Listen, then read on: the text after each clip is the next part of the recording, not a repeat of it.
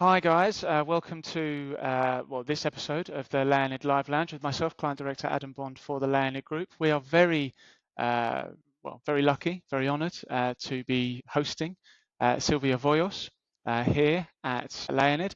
Sylwia is the CSO of GTI, or Ground Truth Intelligence. So thank you for joining us, Sylwia. Well, thank you very much for having me here today, Adam. You're more than welcome, more than welcome.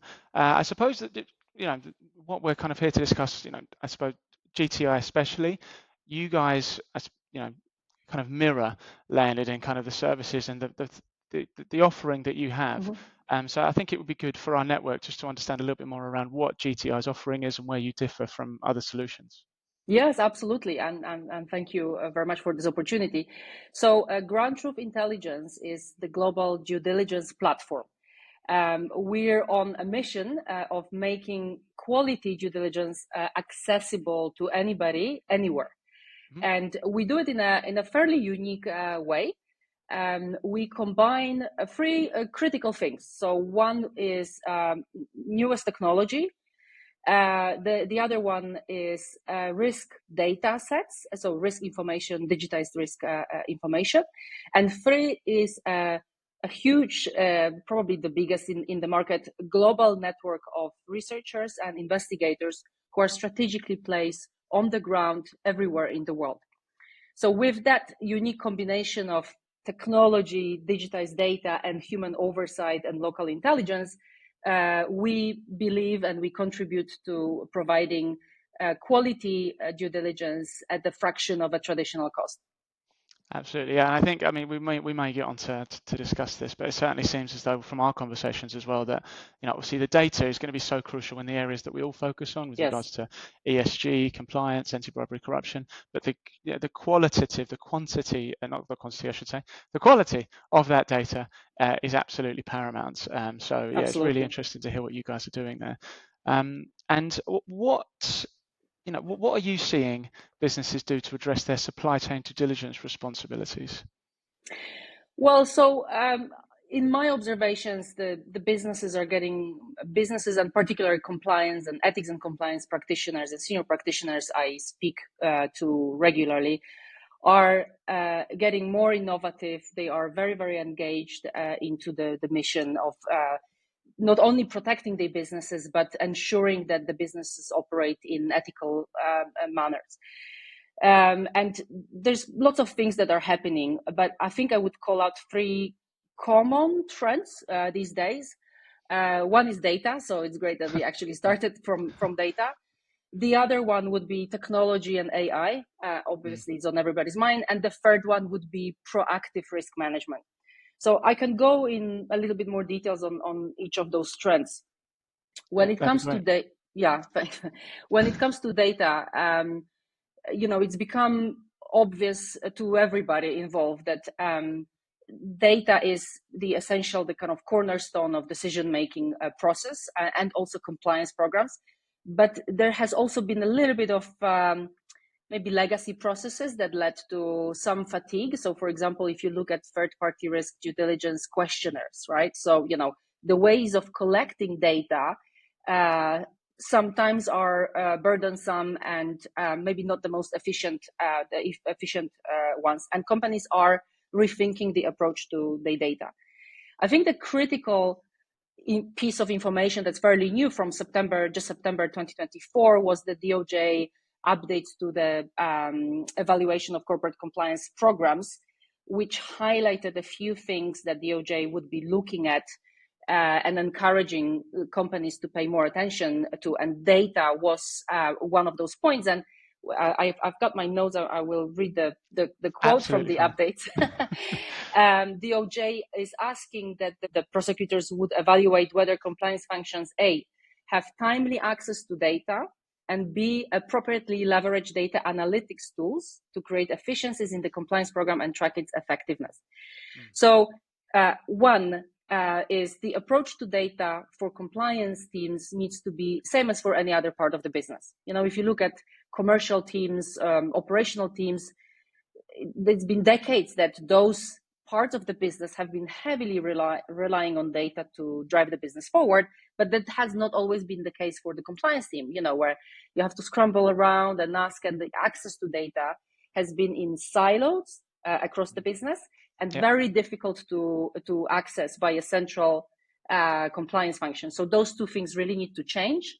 And if DOJ, obviously we'll come to the most recent updates, but if DOJ continues assessing the effectiveness of compliance programs, they will be looking at data from the perspective of accessibility and timely accessibility and access by the compliance function.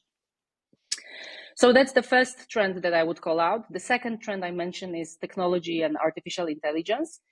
And obviously this is on everybody's mind, regardless Yes, the part of the business you're in. Everybody is trying to look at it, how can we use it? How can we leverage it? How can we benefit from the upcoming technologies? And so are compliance teams doing.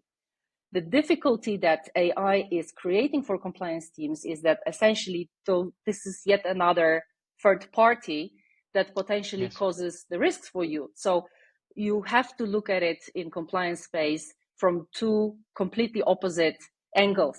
One, can we use it, and how can we use it for the benefit of the business and our compliance program? And two, what risks to us or in other parts of the business could this potentially create? We're talking about data access, data distribution, what are the models, what data the models are trained, or the data that you share with an AI provider, what happens with it, how you need to probably set up your policy on, what use cases are permissible, and so on, so forth. So it's a big topic. Obviously, because of that legal sort of risk that it creates, I think the adoption of newest technologies and AI in compliance are maybe not as fast as in other parts of the business, where people just jump and innovate all the time, not caring so much about the potential risks. But I see more and more compliance professionals consciously but bravely entering into this space. And the automation and artificial intelligence can have so many different use cases, one of which would be to bring that data together and make the data accessible for compliance functions from across different businesses, which is now the requirement, right? That DOJ suggests, as I mentioned earlier.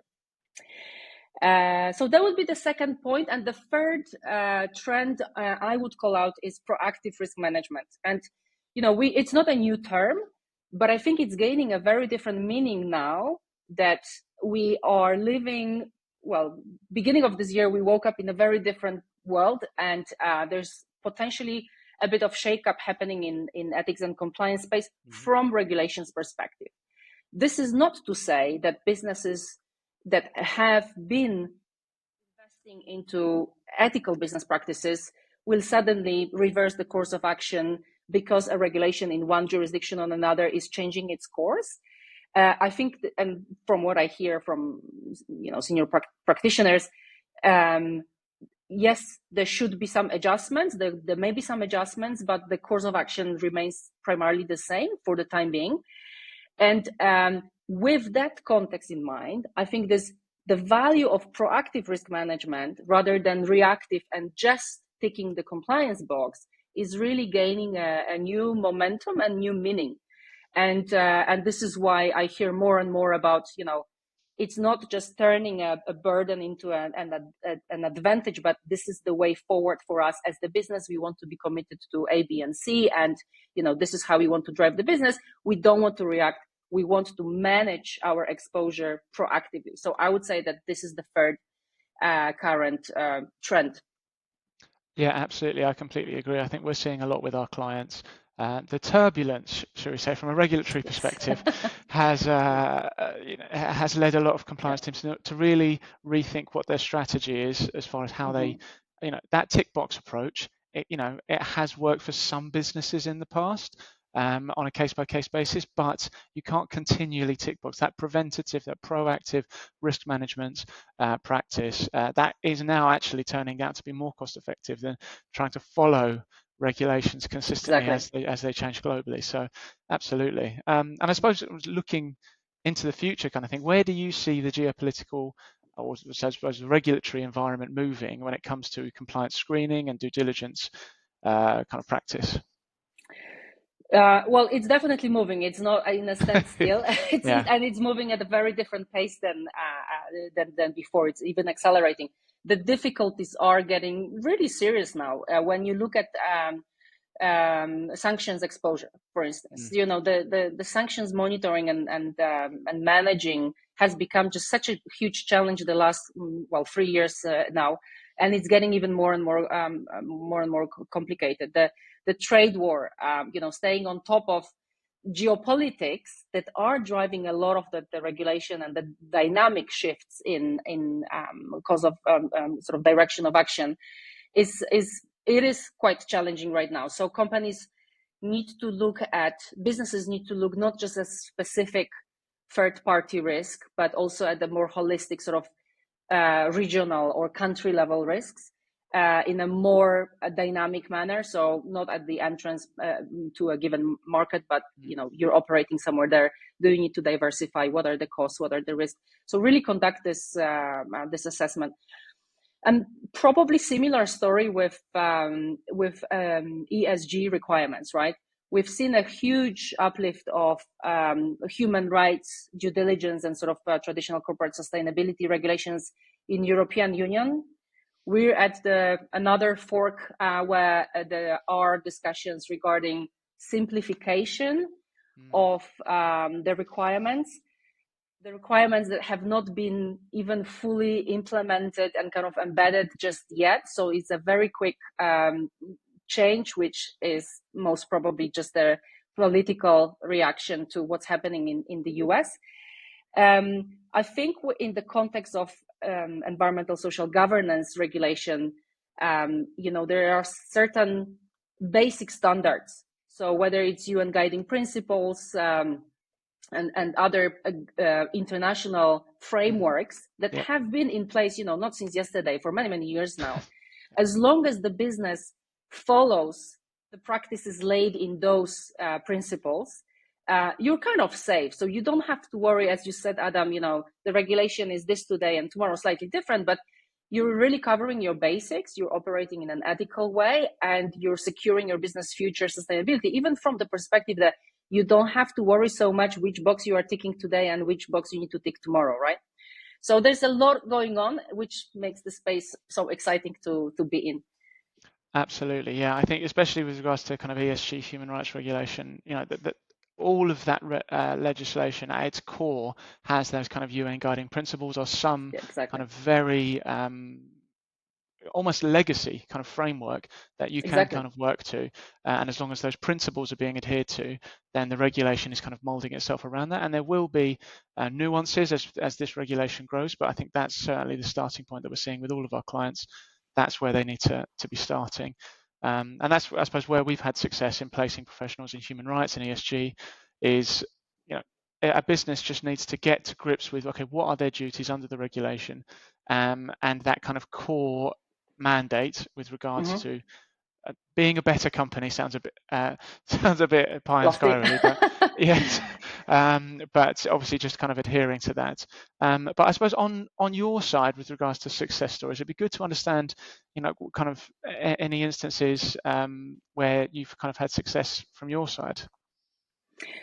Sure. So I can call out maybe a couple of examples. So since we are talking about human rights due diligence, one case we recently helped investment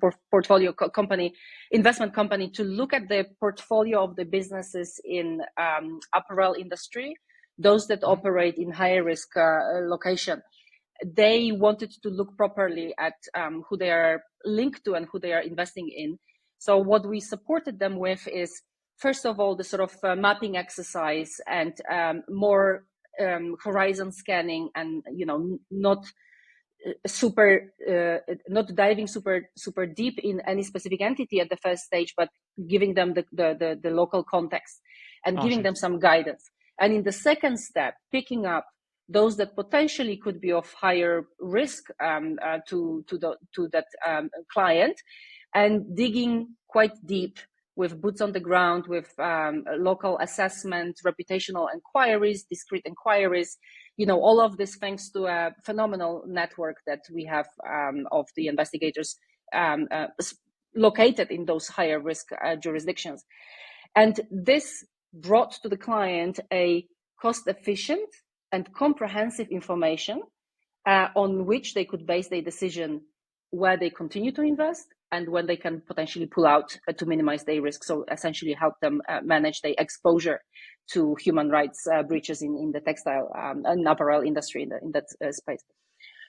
And the second example that I could call out is more on the more traditional bribery corruption third-party risk management program, where a large food and beverage manufacturing company has moved from the legacy system that had not the most up-to-date technology and quite a lot of manual steps in the process to a new third-party risk management platform who is a ground truth intelligence partner. So we have come together to the client with a proposal of moving the legacy system to new technology and leveraging ground truth intelligence global network for enhanced due diligence reports. So in a combined solution, how it looks like is the client gain huge benefits and efficiencies in the new technology and the process automation that our partner provides, but also security of staying within one system, one ecosystem, escalating automatically for any enhanced due diligence requirements that they may have, keeping a very clear track record of who requests what, why this is being requested, what has been collected so far through the automated levels at the earlier stage, who has approved the cost, the billing for a given business unit, and so on and so forth. So all of that track record for the audit and for the record keeping, and obviously due diligence reports at the lower cost, as I mentioned earlier, globally and provided at a competitive time frame as well, thanks to our model of combining the risk data sets and the local network on the ground. Great. Yeah. I mean, we're certainly seeing professionals that we place within compliance, within ESG, or everything to do with kind of supply chain due diligence, supply chain risk. The integrity of that data and the clarity of it as well, just to understand, okay, right, this is actually actionable data. This is something we can move on. This is something that I can communicate to maybe stakeholders that aren't necessarily in the know, but are decision makers internally. It certainly seems as though GTI are an excellent force to try to try and drive that kind of information to provide that to businesses with clarity. But I mean, this has been great. I really appreciate you taking the time, Sylwia. I suppose one thing to mention really is that, of course, the majority of people who are seeing this video will be in the Leonid family, will be in the Leonid network. People will know who we are. But what we'll do is we'll make sure that we put something just in the comment section or in a link so that people are aware of just the vast amounts, not just of the service that you're offering, but also the resources that you have available with regards to white papers, thought leadership, webinars, so that professionals who might try to be navigating this sometimes this new terrain, Yes. kind of have that support, not just from a recruitment perspective, but also from a kind of consultancy perspective from you guys as well. Yeah, definitely. Well, thank you so much, Adam. It's been a pleasure and lovely chatting to you today. Likewise, Sylwia. Bye now. Bye.